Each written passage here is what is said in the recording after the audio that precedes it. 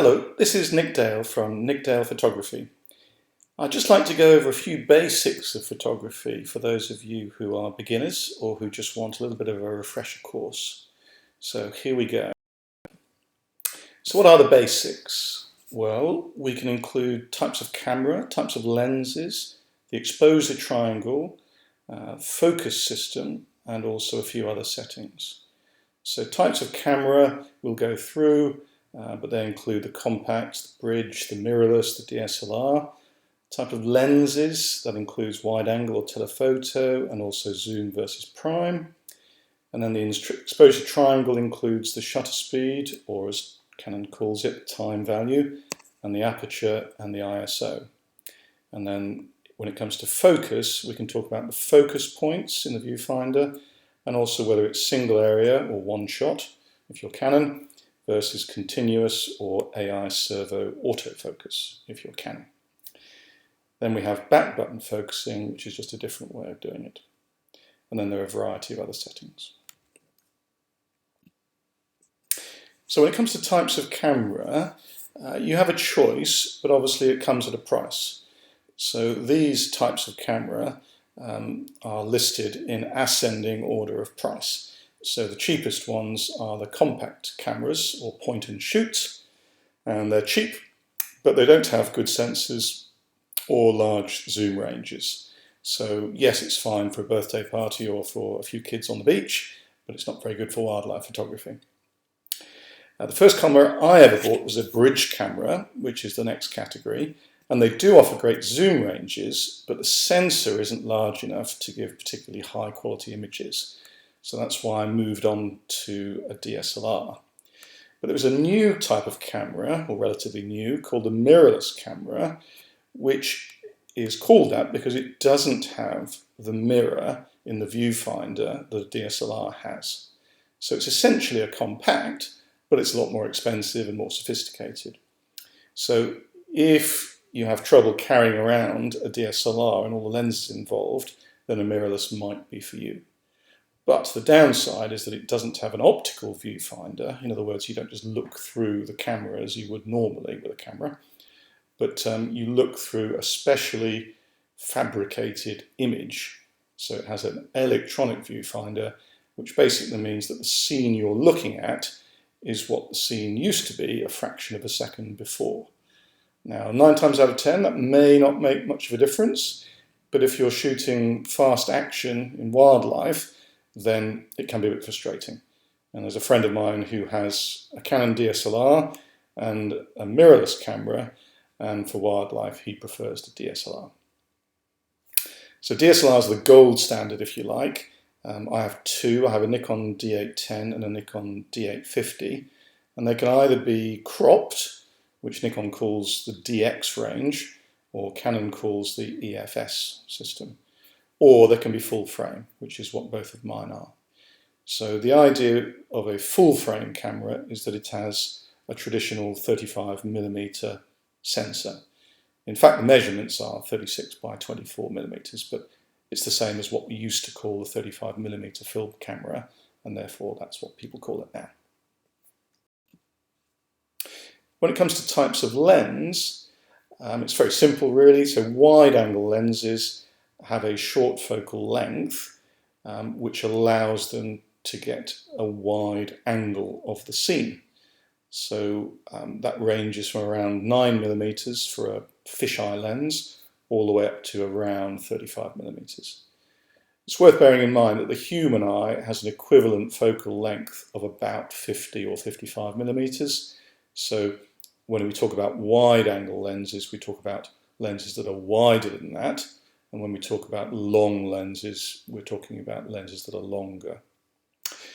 So wide-angle lenses are good for landscapes because generally you want to capture as much of the scene as possible, but they also have an interesting optical effect, which is that they emphasize the distance between objects front to back in the scene. So if you take a picture with a wide-angle lens of something in the foreground with, let's say, the hills behind, it'll look like the subject is very large and the hills are very small. So that has a role, which is fine. but it's different from the other kinds of lenses. So standard or normal lenses imitate the focal length of the human eye, which, as I say, is around 50 or 55 millimeters. They're good for general use or street photography, if that's your thing. They're lighter, they're faster, and they're cheaper than telephoto lenses. So that's a big advantage. When I say faster, by the way, what I mean is that they have a higher relative aperture. So you can open them up wider, which means more light gets in. Now that's obviously valuable when you're taking pictures in low light, and it gives you the opportunity to minimize your depth of field if you're taking shots of animals, for instance. So a mid-range lens might plug the gap between a standard and a telephoto lens. So for instance, an 85mm lens is the standard portrait lens. That's what most portrait photographers use, because it's a trade-off between the distance that you have to stand from the subject and making sure you don't have any distortion. So if you use a wide-angle lens from too close to the subject, then because of this effect where things appear further apart than they actually are, people end up looking like they have very long noses, which is not what you want. Equally, if you have a lens that's too long, then you have to stand too far away. Yes. So long lenses or telephoto lenses have a longer focal length, obviously, and you might say it's between 200mm and 800mm, which is pretty much the maximum for a DSLR camera. They're good for wildlife or sports photography because they bring objects closer, and they also flatten the perspective. So that's the opposite to wide-angle lenses. Telephoto lenses, they make things seem as if they're all on the same plane. So there's not really a foreground and a background. Everything seems very flat. Now, when it comes to choosing a lens for wildlife photography, it's not just the focal length that matters. It's also whether they are zoom or prime lenses. So zoom lenses have a variable focal length. So you might have an 18 to 35mm lens, and there's usually a zoom ring on the front that you can twist in order to zoom in and out. So that's obviously very convenient if you want to frame your image properly, and it's also cheaper than having to buy different lenses for every single focal length. Obviously that would be incredibly expensive. But they're not such high quality as prime lenses. So prime lenses have fixed focal lengths. For example, I have an 800mm lens, which is just that. I don't have a choice. I can't switch the focal length. I can't zoom in or out. I just have to live with it. So it is usually a higher optical quality in a prime lens, and that's because making a zoom lens involves putting in lots of different glass elements, and it's just a complicated job. So the fact that it's complicated means there are various compromises and trade-offs, and what you end up losing is a little bit of pure optical quality. Prime lenses are also generally faster, which is this term that means they offer a wider maximum aperture in low light, which is good, but there's obviously less flexibility in composition. Once you've found an animal, then you just have to take a picture. You can't reframe it, you can't zoom in or out. To be honest, when I first got my 800mm lens, that was the first prime I'd ever used, and I thought I wouldn't be able to get used to it. I thought it would take a while, but in fact, it was very easy. I just got used to it almost immediately. Now, it does mean that you tend to take different types of shots, but generally, if you're using an 800mm lens, for instance, you're reasonably close, so they're going to be close-ups. So you're going to be cropping the animal anyway, so it doesn't really matter how much you crop it. And of course, if you're taking a shot at a distance, trying to bring the animal closer, then you can also crop it later. So it wasn't too much of a problem. Now, people talk about the exposure triangle just because there are three elements to it. So there are three things that can influence the exposure of an image: the shutter speed or time value, the aperture, and the ISO. So we measure the brightness of a scene in exposure values, or EV, or alternatively stops. So the EV of a scene in bright sunlight, for example, would be around 15. If we talk about changing the settings on our camera, then we would probably talk about stops. So we were talking about adding a stop of exposure compensation or taking away a stop or something like that. So each doubling of the light increases the exposure value by 1 and vice versa. And equally, when you add a stop to your settings, either by changing the shutter speed, the aperture or the ISO, you're effectively doubling the light that reaches the sensor and vice versa. So the shutter speed is the length of time that the shutter is open, exposing the sensor or the film to the light from the scene. And a typical shutter speed for a wildlife photographer might be 1,000th of a second. So it's pretty quick because you want to freeze the action. There are alternatives. You can decide to do a slow pan, as it's called, where you have a very slow shutter speed, like a 30th of a second or a 15th of a second even. But generally, a good starting point is 1,000th, just in case there's some rapid action that you want to capture. The aperture is simply a mathematical result of the focal length divided by the size of the entrance pupil. In other words, the size of the hole in the middle. So a 50mm lens with a 10mm hole in it has an f number of 50 divided by 10, which is f5. So the aperture numbers always have an f and a slash in front of them. Okay. The ISO actually has nothing to do with what it is. It just stands for the International Organization for Standardization. The word order is slightly wrong because it's French. Okay, or the International Standards Organization. So it measures the sensitivity or the speed of the sensor or the film in the old days. So ISO 100 is the default minimum. Okay, but you can also put the camera on ISO auto so that the camera will choose the ISO for you. And that's a big advantage because then you just don't need to worry about the exposure of your image.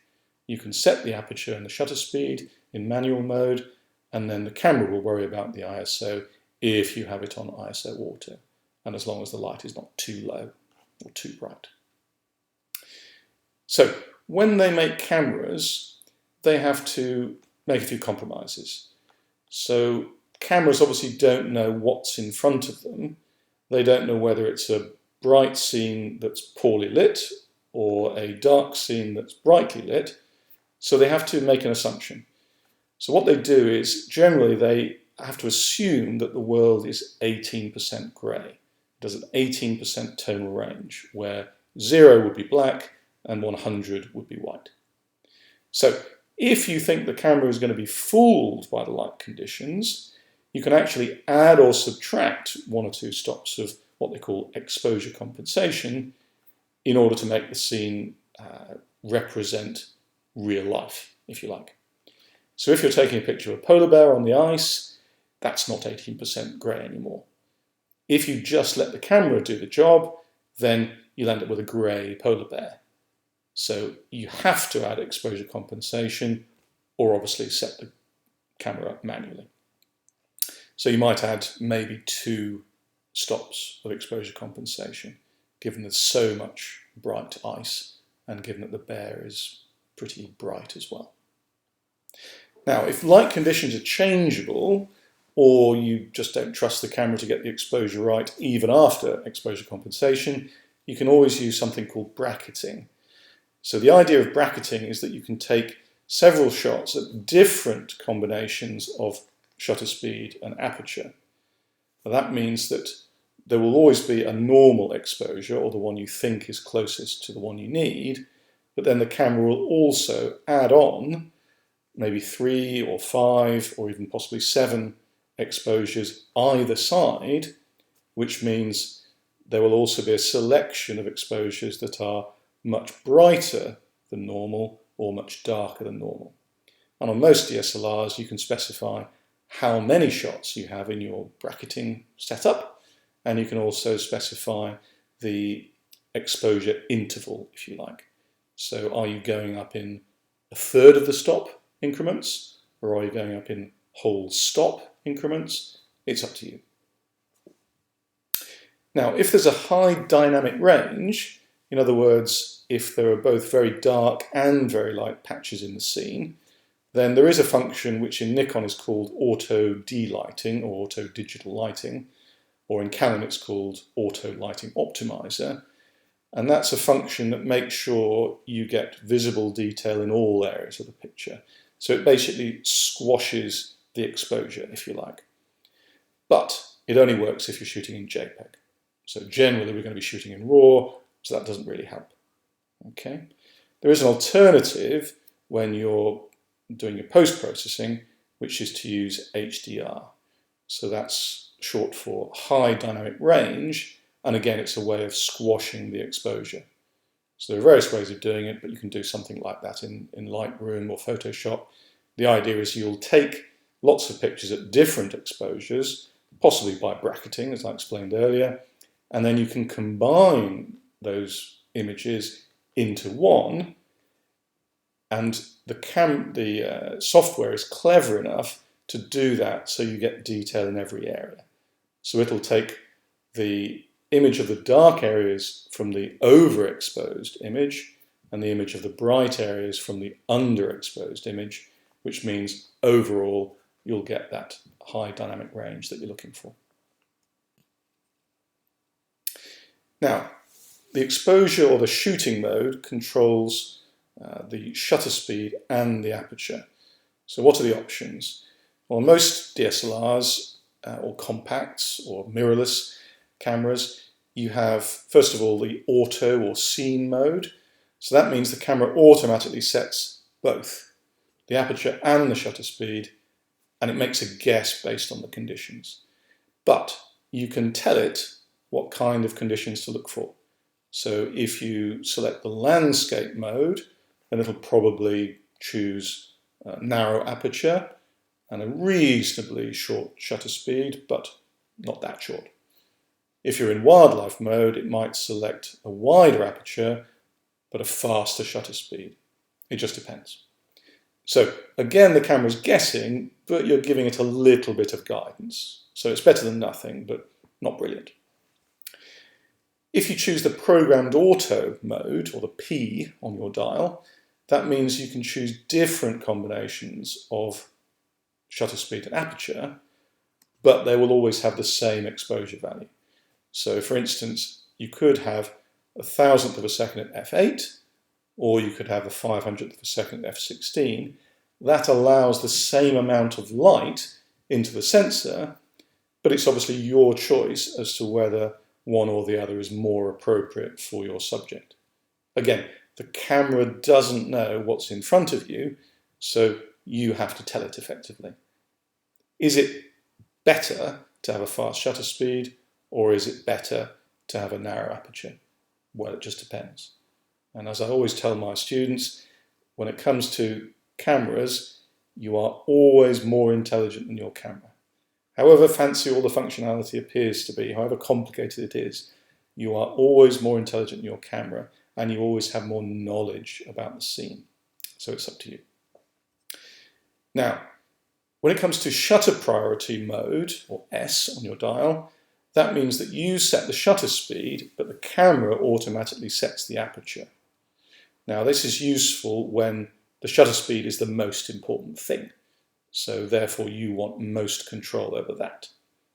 So when you're taking pictures of a cheetah traveling at 60 miles an hour or something, and you want to freeze the action, then you want to make sure that the shutter speed is 1,000th of a second or 1,600th of a second. However, if you want to take a slow pan, then you might make sure that the shutter is on something like 100th of a second for the cheetah, or something even slower. I once took a slow pan of an elephant walking across the savannah at 1/4 of a second. So that does mean that you have to be very still and very stable in your position so you don't suffer from camera shake. But the payoff is that you get a nice blurring effect on the legs of the animal and also the background. Now, aperture priority is just the reverse. So if you select A on your dial, that means that you set the aperture, but the camera automatically sets the shutter speed this time. So again, it's just a question of which is more important. If you're on aperture priority, it means that the aperture is more important, which means setting the depth of field is the most important thing that you need to do. Now, in wildlife, generally we want there to be a narrow depth of field because we want to focus on the animal, not on the background. We might have an environmental portrait in mind that involves getting a picture of the place where the animal lives, so the rocks or the trees or the water, whatever it might be. But the most important part is still the animal, and in particular the eyes of the animal. As long as you can get the eyes sharp and in focus, then you're fine. Now finally, the last mode is manual, the M on your dial, which means you set both the aperture and the shutter speed. Now, that might sound a little bit scary because you might think, oh dear, I'm not sure about the exposure. But crucially, if you have your camera set up on auto ISO, then you don't need to worry about it. Yes, you can set it and forget it, which is great. Now, obviously, in some locations or at some times of day, you might have difficult lighting conditions, it might be very dark or very bright. So the auto ISO won't work outside that relevant range. The relevant range is normal daylight, an hour or so after sunrise, maybe until an hour or so before sunset. That's all fine. It's just when you have particular lighting conditions, when it's difficult, that's when auto ISO may not work. So that's why you might have to use exposure compensation if you know what's going to happen, or you might have to bracket your images just in case. Now, when we do have difficult lighting conditions, what can we do about it? So there's only so much light to go around, so choose a good compromise. So the idea is we can't have the perfect set of settings in terms of shutter speed and aperture and ISO, so we need to compromise on something. Now, if the shutter speed or time value for Canon users is too slow, then a moving subject will be blurred, or you might even get camera shake if it's so slow. If the aperture is too wide, then the depth of field might be just too low, and you might get blur, maybe on the nose or the muzzle of the animal.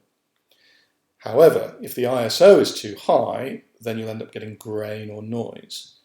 Now, cameras these days are much better than they used to be when it comes to noise reduction, but at some point it just gets so dark that you have to make a difficult choice. And obviously what choice you make depends on what you're shooting. So if you're trying to freeze the action, then you may not be able to compromise on shutter speed, and you might have to widen the aperture. But if the aperture is already wide open, then you'll either have to accept a high ISO, or yes, you might have to dial down the shutter speed a little bit. It's always difficult, but with a little bit of experience, you get to know the kind of trade-offs that are worth making and the kinds you want to avoid. When it comes to focusing cameras, they're a lot more simple. Now, there are a few other settings that's worth going over. Sadly, cameras are very complicated things, and the Nikon in particular doesn't have one overall electronic reset button. Now, that would be great to have because there are so many things to remember, and it's just impossible to remember them all. So inevitably, sometimes you'll end up starting shooting and you'll suddenly realise something's gone wrong, they're all too dark, or they're all too bright, or they're not focused, and you'll remember, oh yes, I forgot to switch it from manual focus. Or, oh yes, I forgot to put it back on auto ISO. Things like that always happen, so you just need to make sure before you go out that you've checked all your settings.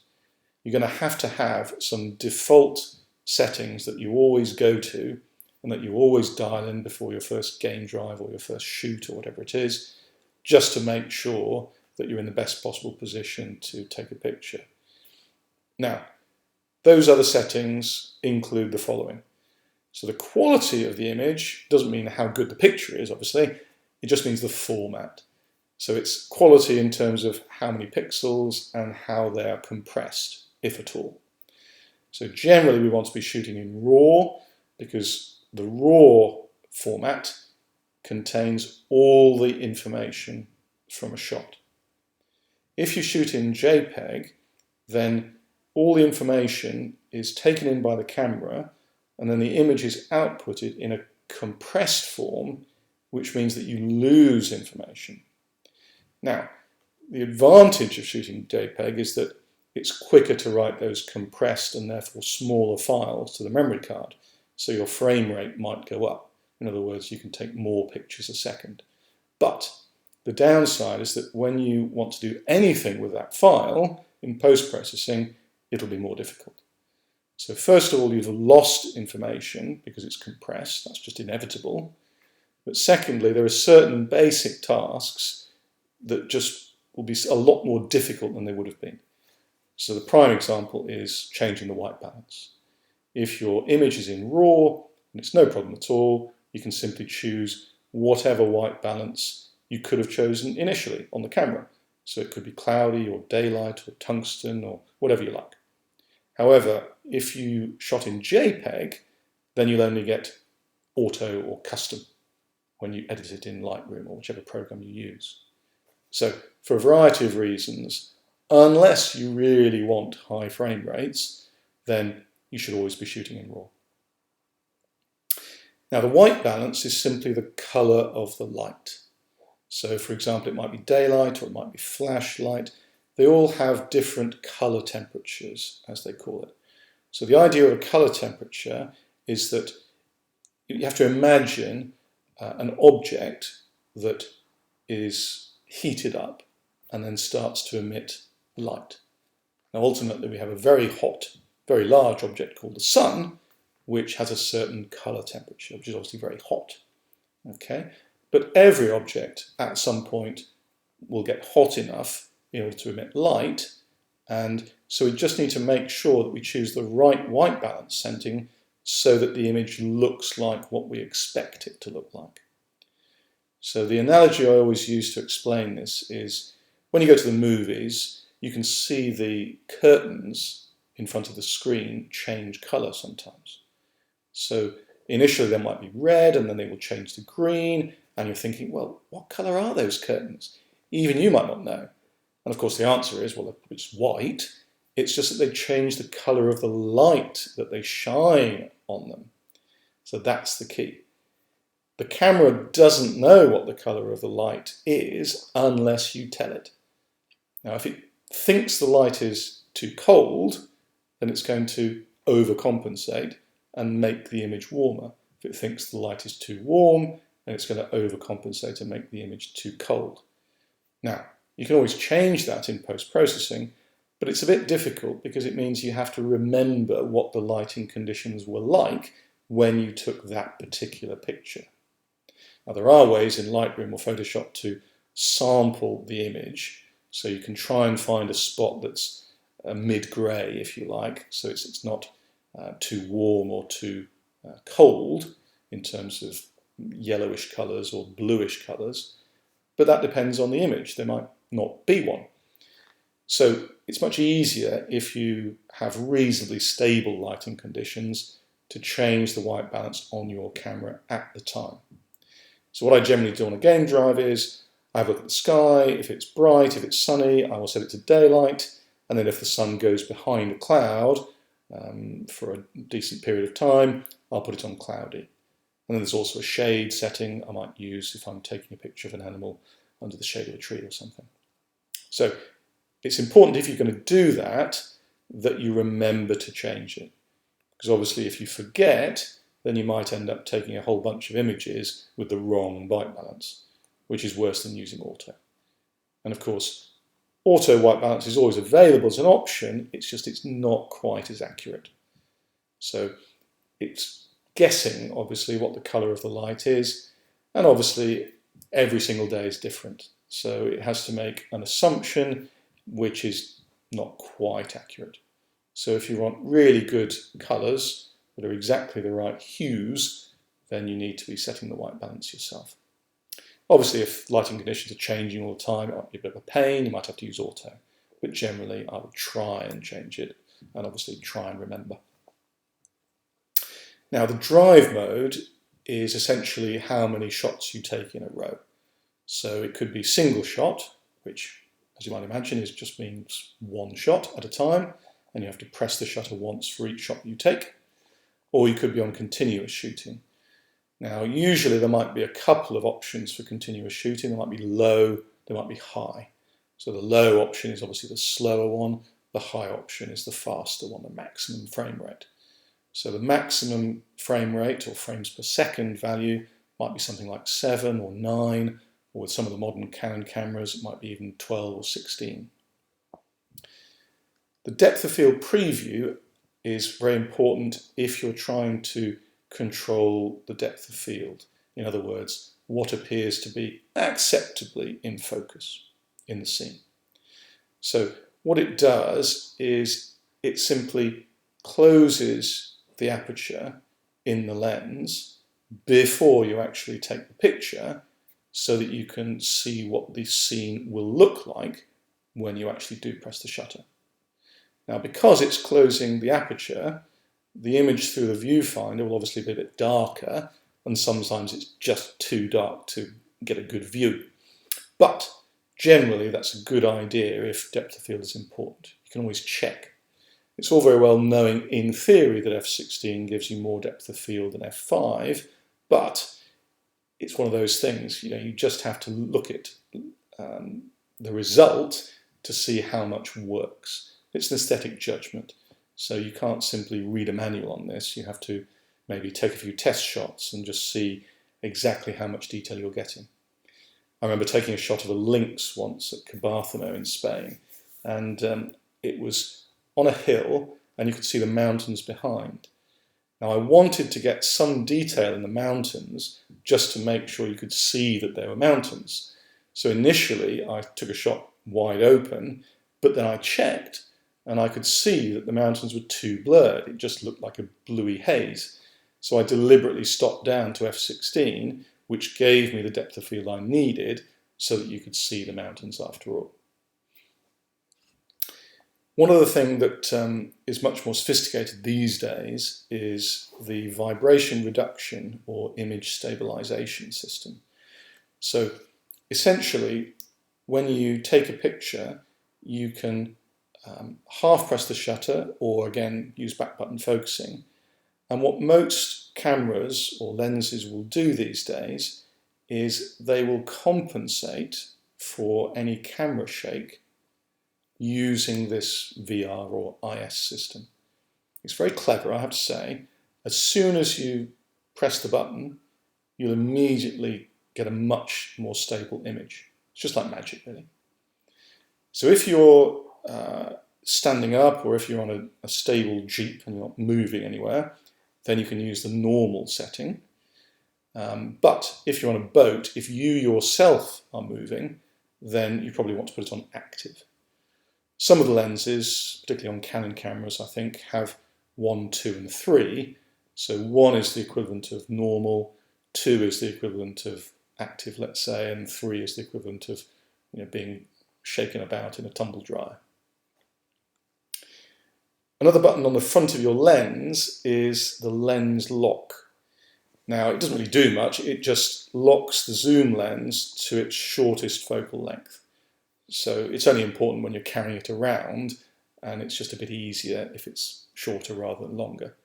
But the thing you have to remember is to unlock the lens before you start shooting, because obviously the last thing you'll want is to be desperately turning the zoom ring without anything happening. And a lot of things happen like that, and you get very frustrated, and you think, no, my camera's not working anymore. But actually, it's usually because you've just forgotten to flick a switch. Finally, flash and video are available on most cameras, but they have to be turned on manually, obviously. So it's no good trying to take a flash picture of somebody if you haven't flipped up the flash, or if you're not using your hot shoe flash. Okay. Equally, video is usually activated by a separate button rather than the shutter button. and you usually have to do it by switching on the live view in Nikon on the LCD on the back. So you have to do a few things.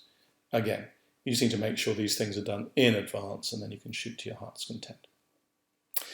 Okay, so that's a quick review of the basic photography settings. I hope that's useful, and good luck.